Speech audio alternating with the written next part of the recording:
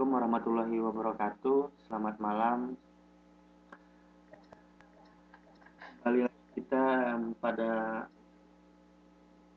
tuton online untuk mata kuliah perencanaan pesan dan media. Ini pertemuan yang kedua. Sebelumnya kita sudah membahas banyak tentang perencanaan dan pesan.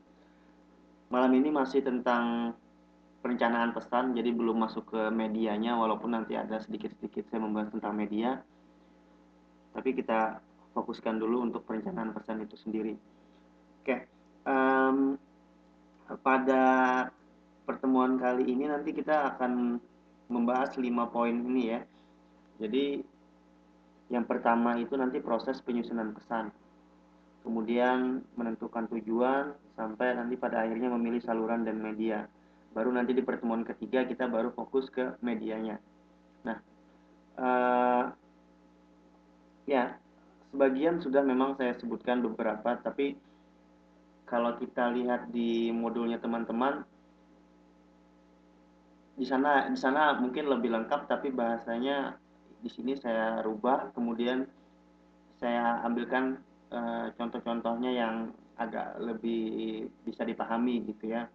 Karena kalau di modul juga kelihatannya terlalu banyak, tapi poin-poinnya aja sini saya ambil. Ini kenapa kita masih memerlukan tujuan, bisa dibilang tujuan, kemudian kenapa diperlukan perencanaan. Di sini ada beberapa poin saya kasih. Nah, ini masalah-masalahnya juga di sini juga yang saya masukkan ya. Jadi kenapa kita membutuhkan perencanaan pesan dan media? Karena semua kegiatan komunikasi itu dalam penyampaian pesan itu harus terencana. Kemudian di sini juga mereka saling bersaing untuk memperoleh perhatian penerima. Jadi semakin baik perencanaan pesan komunikasi itu dan semakin baik medianya, akhirnya si penerima pun mulai tertarik gitu kan dengan pesan itu. Jadi di sini termasuk di salah satu masalahnya. Kemudian pesan diupayakan selalu lebih menarik dibandingkan yang lainnya atau lebih baik dibandingkan sebelumnya. Jadi kan proses komunikasi itu terus-terus gitu kan, berkelanjutan, kontinu. Ketika pesan yang sebelumnya itu masih dianggap kurang menarik, kemudian tidak terlalu melekat atau tidak terlalu diminati oleh audiens atau yang lainnya, kita harus memperbaharui isi pesan itu tadi. Mungkin gaya bahasanya atau apanya dirubah gitu kan, kontennya sebagai macamnya itu bisa dirubah. Kemudian menyusun pesan yang menarik perhatian, nah itu pasti ya. Jadi ya tadi saya bilang baik dari segi bahasa atau tampilannya kita harus membuatnya semenarik mungkin, mudah dibaca dan mudah dipahami. Nah, ini semua itu memerlukan kreativitas si pembuat pesan itu tadi gitu kan. Makanya dalam pembentukan kreativitas itu sendiri nanti ada perencanaannya. Kemudian pesan, kalau di sini masuk ke dalam pesan bisnis yang dibuat hendaknya tetap fokus pada penerima dan memiliki tujuan yang jelas. Kalau pesan bisnis itu lebih spesifik gitu kan, karena dia untuk bisnis gitu kan. Nah, tapi kalau secara umum pesan yang komunikasi itu intinya juga dia memiliki tujuan. Tujuannya jelas gitu kan, untuk apa. Oke. Kemudian kita lanjut lagi, ini masih 2 slide. Yang pertama ini masih mengenai pembahasan tentang masalah-masalahnya aja. Kemudian agar pesan bisa efektif, karena kan kalau sudah berupa pesan yang tertulis atau ini tuh kita udah ada belajar kemarin itu juga tentang pesan yang efektif itu seperti apa gitu kan. Nah, supaya semakin bagus perencanaannya itu semakin mudah untuk dipahami dan semakin efektif apa yang ingin disampaikan. Jadi perlu perencanaan pesan itu tadi. Kemudian proses penyusunan pesan bersifat fleksibel. Jadi ketika sewaktu-waktu itu bisa aja dirubah gitu kan proses penyusunannya. Yang terakhir di sini ada 3 umumnya gitu ya, ada 3 tahap sederhana untuk penyusunan pesan. Dalam hal ini saya ambil contohnya pesan bisnis karena lebih bisa fokus kita gitu kan. Kalau secara umum nanti terlalu lebar lagi, jadi saya khususkan lagi ke pesan bisnis ini contohnya.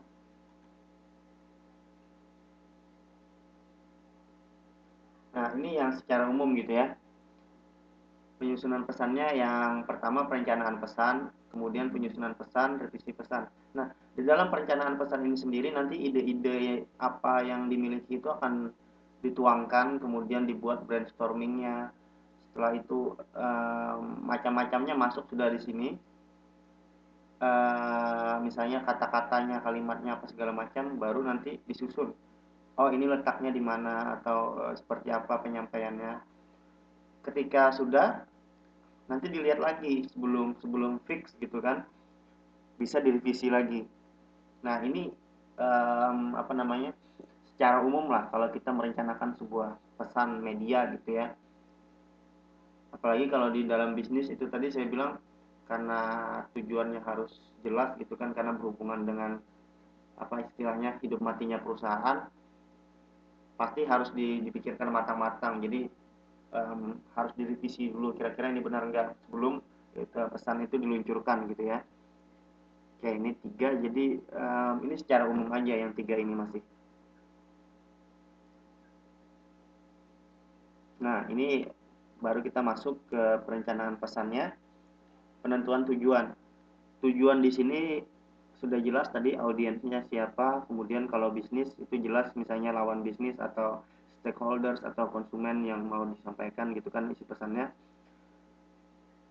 Nah, jadi di dalam perencanaan pesan ini tadi selain penetapan tujuan, analisis audiens ini termasuk. Jadi misalnya um, mau dikirimkan kemana pesannya, konsumen tadi contohnya gitu kan. Fokus berarti gimana caranya supaya konsumennya itu tadi tertarik. Kemudian penentuan ide pokoknya, ini yang saya bilang tadi, kita buat brainstormingnya dulu. Ide awalnya misalnya untuk penyampaian brand baru, misalnya kan bisnis brand baru. Nah, dari ide pokok penyampaian brand baru itu apa aja yang misalnya kemasannya yang diperlihatkan, kemudian namanya kah berubah atau eh, banyak lah gitu kan. Biasanya kalau ada contoh iklan gitu ya yang disampaikan oleh satu perusahaan, dia punya brand baru, kemudian di belakangnya nanti ditambah, contohnya ada iklan kecap, kemudian di belakangnya dikasih nanti dari Wings Food kayak gitu kan. Akhirnya oh ternyata kecap itu merek ini dari Wings Food gitu kan, atau apa gitu kan. Jadi ada embel-embelnya, atau Unilever, P&G misalnya sampo apa segala macam gitu kan. Nah, itu kan jelas nanti dia menentukan ide pokoknya. Kemudian pemilihan saluran ini tadi termasuk saya bilang iklan atau bisa di surat kabar atau di mana aja gitu ya. Nah, ini gambaran secara umumnya. Ini juga bakalan teman-teman dapatkan kalau di modul itu di bagian 2, tapi di situ apa namanya banyak kalimat yang lain gitu kan, jadi kita bisa terkecoh nanti gitu. Oke, lanjut ke slide berikutnya.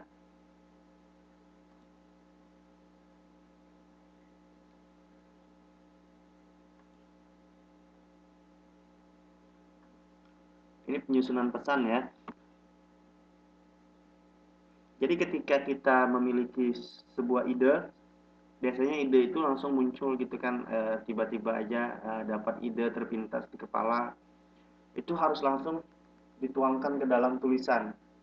Setelah dituangkan ke dalam tulisan itu namanya brainstorming. Jadi ide yang disampaikan, ide yang didapat ditulis ke buku atau ke kertas, itu namanya prosesnya brainstorming. Jadi membuat semacam apa namanya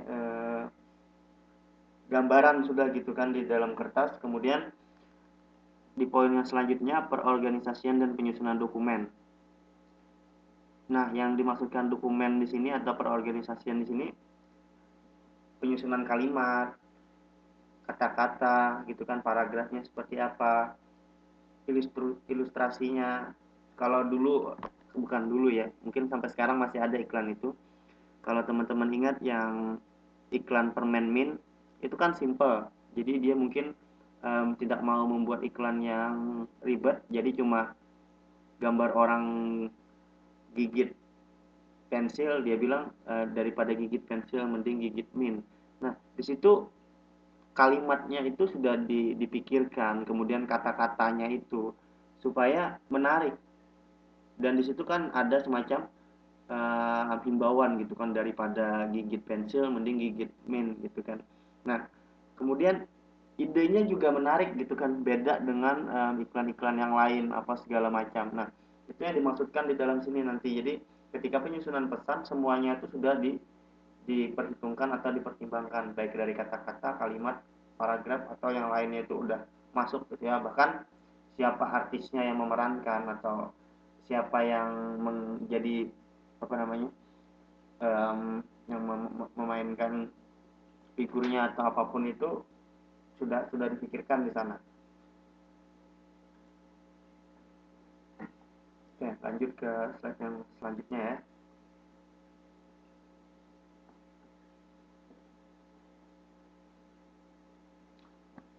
Kalau ini fokus pada tahap penyusunan pesannya. Jadi setelah kita sudah dapat tadi idenya, dituliskan, barulah diorganisasikan. Nah, oh kalimat ini misalnya harus disampaikan pertama kali.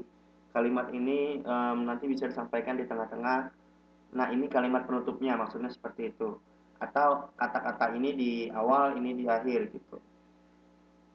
Atau adegan ini harus ada di awal. Atau pesan ini harus ada di atas. Misalnya di surat kabar gitu kan. Ini harus ada di atas, baru nanti di akhir kita seperti ini. Misalnya di akhir ucapan terima kasih, atau di awal harus ada salam pembuka, salam pembukanya seperti apa. Setelah selesai mengorganisasikan pesannya, baru memformulasikan pesan. Formulasi di sini sudah dibikin fix gitu kan, baru dibilang baru di apa namanya, diiyakan lah kalau bahasa ini ya kan, diformulasikan pesannya, dibikin benar-benar oh ya sudah jadi pesannya gitu.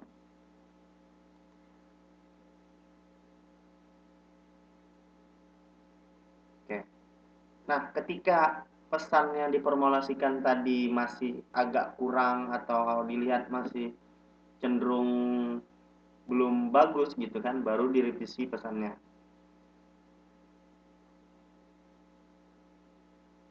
Kalau terdapat kekurangan direvisi, tapi kalaupun tidak gitu kan, ya sudah, nggak apa-apa gitu kan, dibiarkan aja. Mungkin dilihat lagi tulisannya mungkin keliru atau tanda baca, tata bahasanya gitu kan. Tapi kalau untuk pesan bisnis memang harus gitu ya, sampai tanda baca, tata bahasa itu harus dipikirkan. Tapi ketika pesannya itu komersil, ya nggak apa-apa gitu kan, pakai bahasa gaul atau kayak gimana itu nggak jadi masalah. Tapi kita lihat dulu konteks pesannya ini kita mau sampaikan kemana gitu kan. Ketika contohnya tadi bisnis, ya memang harus formal, harus dilihat juga tata bahasanya. Makanya penting prosesnya itu tadi paling akhir revisi sebelum benar-benar diluncurkan pesan itu. Kemudian di slide selanjutnya, ini slide-nya agak banyak 32, tapi memang per slide itu saya minimalkan gitu kan, sedikit-sedikit aja pembahasannya daripada banyak nanti agak bingung. Jadi sedikit tapi slide-nya banyak, nggak apa-apa. Kemudian ini tahapan yang ada di revisi pesan. Jadi revisi tadi juga ada punya tahapan sendiri dia ya. Menyunting pesan ini tadi terdiri dari melihat tulisan tadi, misalnya kurang huruf atau apa gitu kan. Kemudian menulis ulang untuk memastikan gitu ya. Kemudian memproduksi pesan. Memproduksi pesan ini tadi udah mau meluncurkan gitu ya. Yang terakhir misalnya mencetak pesan karena pesannya di surat kabar atau majalah gitu ya. Baru dicetak, sudah pasti, sudah fix gitu kan. Oke, lanjut lagi. Nah, ini yang paling penting juga, dan seharusnya ini di awal itu sudah di apa namanya, sudah direncanakan penentuan tujuan pesan.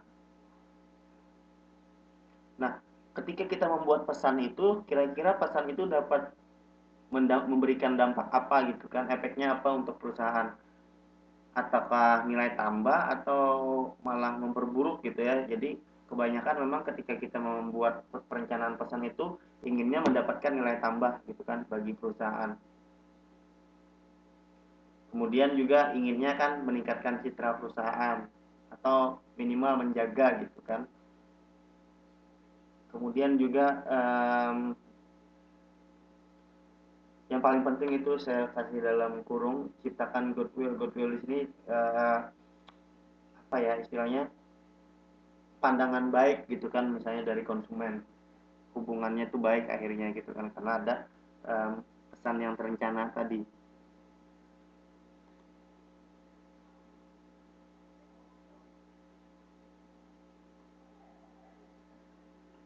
Nah, kalau ini nggak, maksudnya tidak ada hubungannya dengan perencanaan, tapi ini kan tujuan umum komunikasi. Nah, karena perencanaannya di sini perencanaan pesan dan media, pasti ada hubungannya kemudian dengan komunikasi. Tujuan umum komunikasi itu ada 3 di sini, gitu kan? Ya, memberikan informasi, membujuk, gitu kan? Melakukan kerjasama atau kolaborasi di sini, yang di sini. Nah, di pesan itu sendiri nanti bisa tujuannya untuk kebanyakan yang umum ya, memberikan informasi. Kemudian juga semuanya ada, tapi yang umum itu memberikan informasi. Nah, ini di luar dari yang perencanaan tadi, tapi ada hubungannya masih sedikit gitu kan, karena memang dari perencanaan pesan itu sendiri pasti ada nanti maksud dari isi pesannya itu tadi. Kemudian ini juga di slide yang selanjutnya ini penting karena kita harus tahu dulu siapa yang kita kirimi pesan ini gitu kan. Jadi pesan di sini, audiens di sini bukannya penonton televisi atau penonton ini ya. Jadi memang targetnya siapa gitu ya. Nah, misalnya individu atau organisasi. Ketika individu mungkin pesannya itu ya harus langsung gitu ya, tertuju kepada orangnya. Tapi ketika organisasi atau pabriknya banyak massa gitu kan, kita bisa menggunakan nanti medianya media massa. Tapi itu nanti untuk pembahasan media kita di akhir atau nanti di pertemuan ketiga kita lebih fokus ke medianya. Kalau ini cuma membahas pesannya dulu, perencanaan pesannya dulu. Nah, kita harus tahu dulu ini nanti pesannya disampaikan untuk individu atau orang banyak gitu ya. Kemudian audiens memiliki pemahaman yang berbeda. Nah, ini yang penting. Jadi ketika audiens itu memiliki pemahaman yang berbeda, bagaimana caranya pesan ini bisa dapat diterima sama porsinya untuk mereka. Makanya diperlukan analisis untuk audiens ini. Karena audiensnya tidak sama, tadi kan misalnya mereka ada yang bisa menerima secara langsung gitu kan, baik berupa kata-kata, karena mungkin aja ada kata-katanya yang tidak mereka mengerti atau seperti apa. Makanya nanti untuk membuat kata-kata atau paragraf itu sendiri memang harus dipikirkan, ini kira-kira bisa dicerna nggak gitu kan. Kalau bahasanya terlalu susah,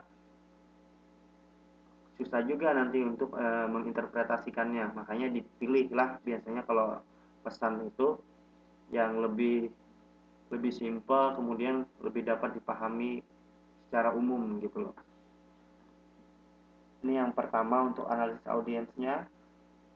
Kemudian di slide yang selanjutnya mengembangkan profil audiens.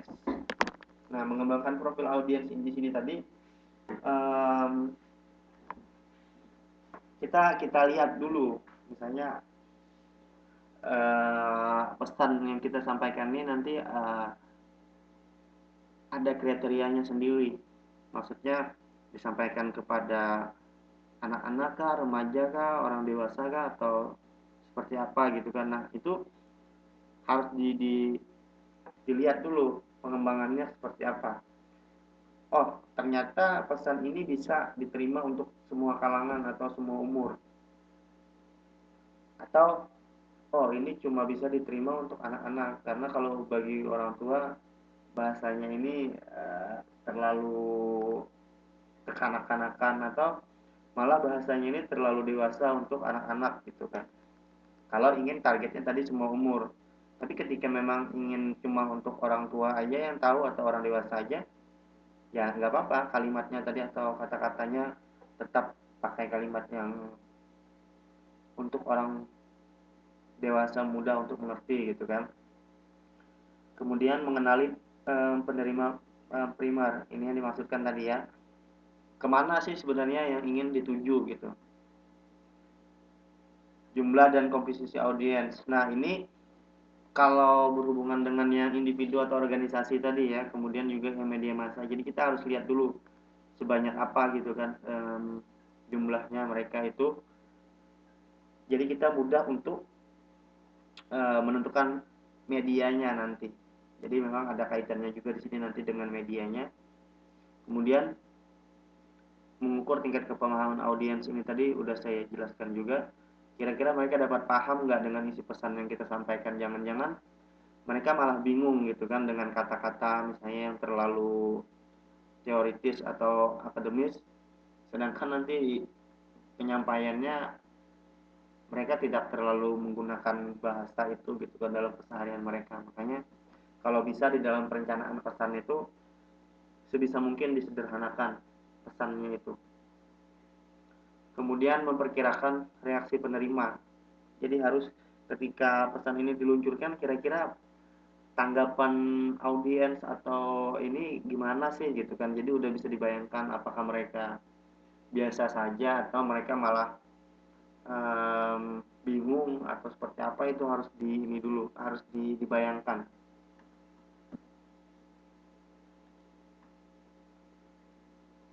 Oke, lanjut ke yang selanjutnya. Ini tadi ya, dibahas lagi satu-satu. Tadi kan poin-poinnya, kemudian mengembangkan. Nah, kalau di sini poin pertama, audiens yang sudah dikenal tidak perlu dianalisa lagi. Karena pada umumnya reaksinya itu sama gitu kan. Dan kita juga sudah bisa memperkirakan reaksinya seperti apa. Jadi kita sudah ada, oh biasanya kalau kita kasih tahu sama ini misalnya gitu kan. Contohnya misalnya sama teman aja reaksinya biasa aja gitu kan, atau seperti apa gitu kan. Kita udah bisa memperkirakan. Nah, yang harus kita perkirakan lagi itu yang belum terlalu kita kenal gitu kan. Apakah mereka sama aja. Nah, yang paling berpengaruh biasanya di sini adalah tingkat pendidikan gitu ya. Ketika kita menyampaikan sesuatu kepada orang yang berbeda pengalaman, kemudian tingkat pendidikan, baik itu umur juga, itu harus bisa-bisa mencari bahasa yang memang bisa dapat ditangkap gitu ya. Intinya di sini adalah di proses penyampaian pesan ini sendiri nanti selain medianya yang penting juga isi pesannya. Makanya hubungannya tadi dengan komunikasi, pengantar komunikasi tadi gitu ya, yang untuk membujukkah atau memberikan informasi atau mengembangkan apa gitu ya. Oke, lanjut ke slide selanjutnya lagi. Yang ini menganalisis audiens tadi, yang mengenali penerima primer. Apabila penerima terdiri dari beberapa orang, maka perlu dikenal orang-orang terpenting yang berpengaruh yang bertindak sebagai pengambil keputusan. Nah, ini kalau di dalam bisnis ya, misalnya komunikasi bisnis. Jadi misalnya penyampaian pesannya nanti di rapat gitu kan. Nah, medianya apa? Medianya tatap muka langsung misalnya kan, karena rapat di perusahaan disampaikan, dan kita harus menunjukkan pesan itu memang tertuju nanti kepada pimpinan, walaupun di sana yang ikut rapat seluruh karyawan gitu kan, atau yang lainnya, tapi pesan yang kita sampaikan gitu itu akan mengarah langsung kepada pimpinannya. Jadi akan berpengaruh kepada tindakan pengambilan keputusan.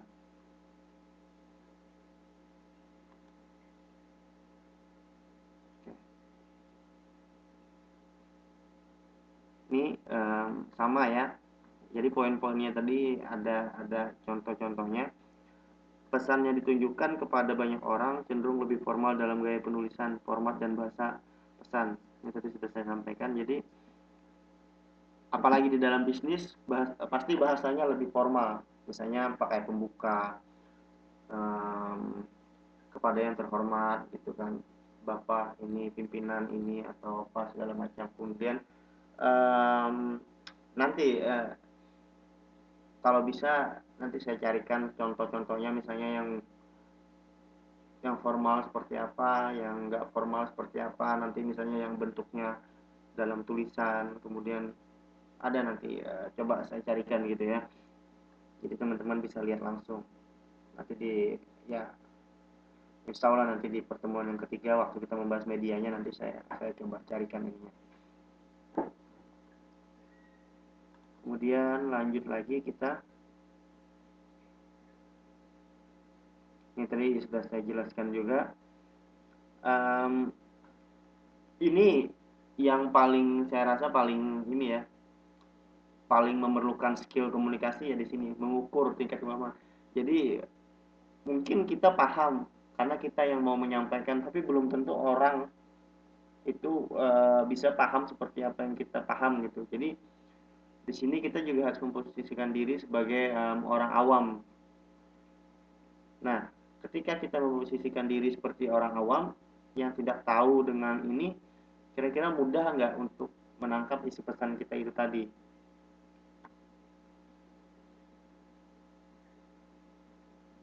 Oke, lanjut lagi ya. Karena takutnya nanti ada interpretasi yang salah gitu.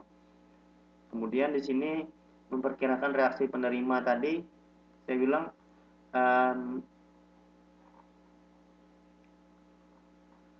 misalnya ada gitu kan yang kontra dengan pesan misi kita itu kan, akhirnya mungkin terjadi perdebatan. Nah, ketika ada perdebatan itu kita harus siap dulu dengan argumen-argumen kita yang bisa mendukung dari isi pesan kita itu tadi, sehingga pada akhirnya nanti bisa disepakati gitu kan isi pesannya, kemudian oh iya benar katanya gitu kan, jadi kita bisa menjelaskan maksud dari pesan kita itu tadi.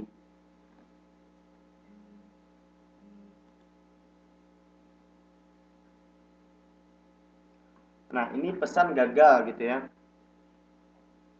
Kenapa pesannya bisa gagal? Itu ada beberapa poin. Yang pertama, menyajikan informasi yang tidak diperlukan. Jadi ketika informasinya itu tidak diperlukan, akhirnya fokus si penerima pun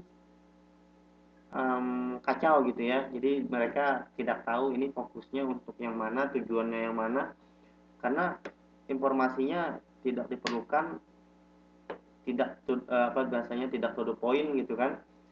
Akhirnya susah untuk mencari maksudnya gitu.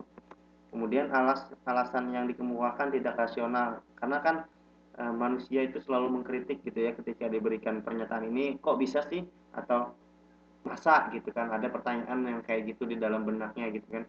Nah, ketika kita memberikan isi pesan yang tidak rasional, ya jelaslah itu akan menggagalkan isi pesan itu tadi. Beda halnya ketika kita hanya ingin menanamkan sesuatu nilai gitu kan, kayak yang permen mint tadi saya bilang, itu kan tidak rasional juga ketika, tapi masih bisa gitu kan, masih bisa dibayangkan bagaimana. Nah, yang tidak rasionalnya di sini nanti yang terlalu jauh gitu kan, udah melampaui, nah itu bakalan menggagalkan isi pesan itu juga. Kemudian pesan terlalu panjang dan tidak menarik. Bayangkan aja teman-teman baca buku modul aja banyak yang ini ya, karena terlalu panjang dan tidak menarik akhirnya gitu kan, cuma dilihat tulisan juga semuanya tulisan gitu, nggak ada gambarnya satu warna atau apa segala macam. Coba buku-buku modulnya misalnya berwarna, menarik gitu kan, tulisannya sedikit, cuma poin-poin yang penting aja, contoh-contohnya, mungkin lebih semangat lagi bacanya. Nah, jadi ada ini sendiri, maksudnya ada teknik-tekniknya sendiri gitu kan untuk meningkatkan kepemahaman itu tadi. Oke, lanjut ya.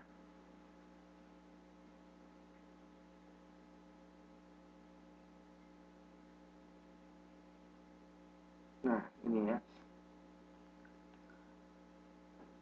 Untuk mencapai tujuan komunikasi yang efektif tadi, diupayakan sebisa mungkin agar pesan menggunakan pendekatan emosional audiens, terstruktur, rasional, dan format menarik. Ini yang saya bilang tadi ya. Jadi kita memang harus memposisikan diri sebagai audiens kita. Kita lihat bagi orang ini bagaimana, kemudian bisa nggak